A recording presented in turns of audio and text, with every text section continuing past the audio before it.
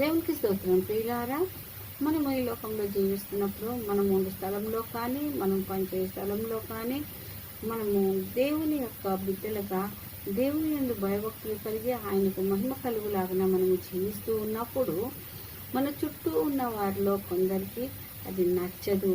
దేవుడు మనల్ని ఎదిగించుట కూడా వారికి నచ్చదు. కాబట్టి వారు మనల్ని హీనపరిచి అపహాస్యం చేసి క్రిందికి పడతోయవలనని ఆలోచిస్తూ ఉంటారు. అందుకై ఇరుకులను ఇబ్బందులను కలగజేస్తూ ఉంటారు. మనల్ని పడద్రోయుటకై వారు చేసే ప్రయత్నాలన్నిటిని చూసి మనము భయపడవలసిన అవసరము లేదు. మనము దానికై ఆలోచించాల్సిన అవసరము లేదు. ఎందుకనగా మహారాజైనటువంటి దావీదు మహారాజుకి ఇటువంటి శ్రమలు వచ్చినాయి. ఆ సమయంలో దేవుడు అతన్ని కాచి కాపాడినాడు. అదేవిధంగా మన ప్రభువు మనము ఆయన యందు భయభక్తులు కలిగి ఆయనకు మహిమ కలుగులాగిన ఆయన మార్గంలో మనము నడుస్తూ ఉంటూ ఆయన మాటలకు లోబడ్డవారమై మనము ఆయన యందు నీతిగా నుండుటకు మనము ప్రయత్నించినచో ఆయన యందు విశ్వాసముంచి ఆయనకు లోపడే మనము ఆయన మాట యందు విశ్వాసముంచి ఆయనకు లోపడే మనము ముందుకు సాగిన ఎడల దేవుడు మనను తన బిడ్డగా స్వీకరించి మనము చేయి పనులలోనూ మనం మాట్లాడు మాటల్లోనూ ధైర్యముగా దేవుణ్ణి ప్రకటించే వాళ్ళుగా మనము ఉండుటతే దేవుడు మనకి తోడై నీడై నడిపిస్తాడు. ఏ విధంగానైతే దావీదు రాజుకు దేవుడు తోడై ఉన్నాడో అదే విధంగా మనకు తోడై ఉంటాడు. దీన్ని 2 సమయాలు 6వ అధ్యాయము 16వ వచనంలో మనము చూస్తాము. అక్కడ ఉభయదేవము ఇంటిలో 3 నెలలు దేవుని మందసము ఉండగా దేవుడు ఉభయదేవమును అతని ఇంటి వారిని ఆశీర్వదించుట దావీదుకు వినబడగానే దావీదు మనసులో వెనువెంటనే మందసమును తన పురమునకు తీసుకొని రావాలని తీసుకొని వచ్చుటకు తను ఇష్టపడ్డాడు. వెంటనే ఏర్పాట్లు చేసి దావీదు యెహోవా మందసమును ఉత్సవముతో తీసుకొని వస్తూ ఉండగా దేవుని సన్నిధిలో నారతో చేయబడిన ఏఫోదును ధరించిన వాడై శక్తి కొలది యెహోవా సన్నిధిలో గంతులు వేయుచు నాట్యమాడుచూ ఉన్నాడు దావీదు. అయితే దావీదు ఈ విధంగా నాట్యమాడుచుండగా అతని భార్య అయిన మీకాలు సౌలు కుమార్తె కిటికీలో నుండి చూచి తన మనసులో అతన్ని హీనపరిచింది, అపహాస్యం చేసింది.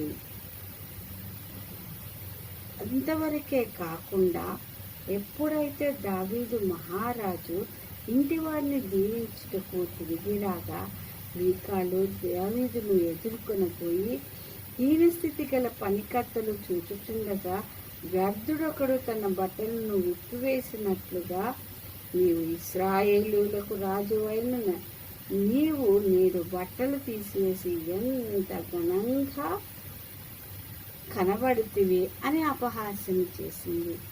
అయినప్పటికీ దావీదు మహారాజు కృంగిపోలేదండి. ఆమెకు దేవుని సన్నిధిలో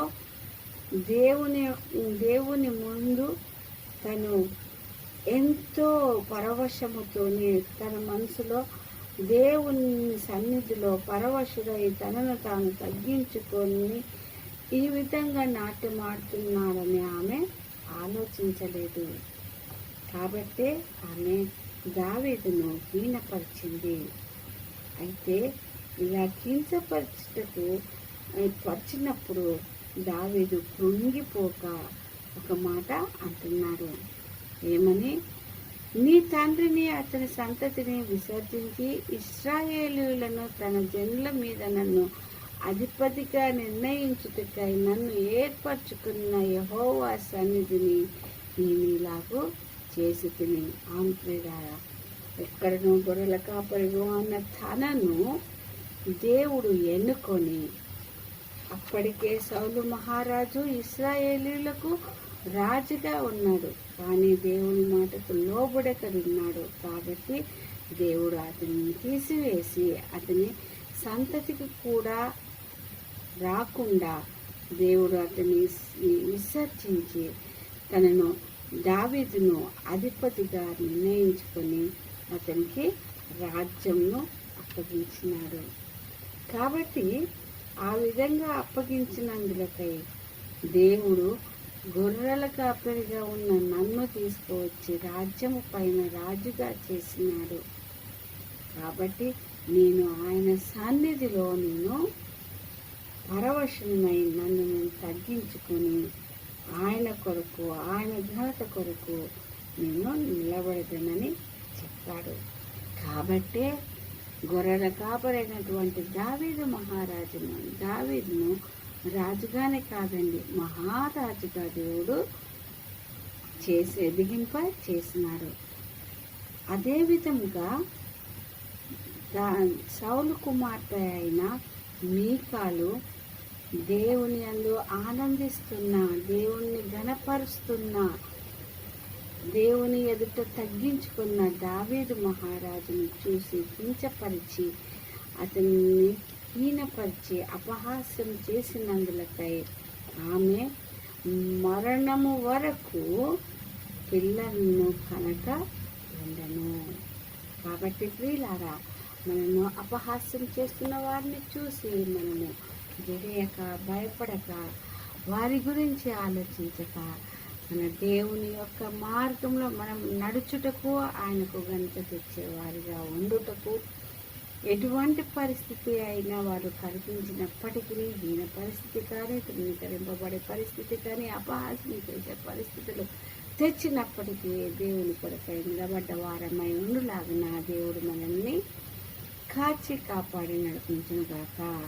ఈ కొద్ది వాక్యమును దేవుడు దీవించును గాక. ఆమేన్, ఆమేన్, ఆమేన్.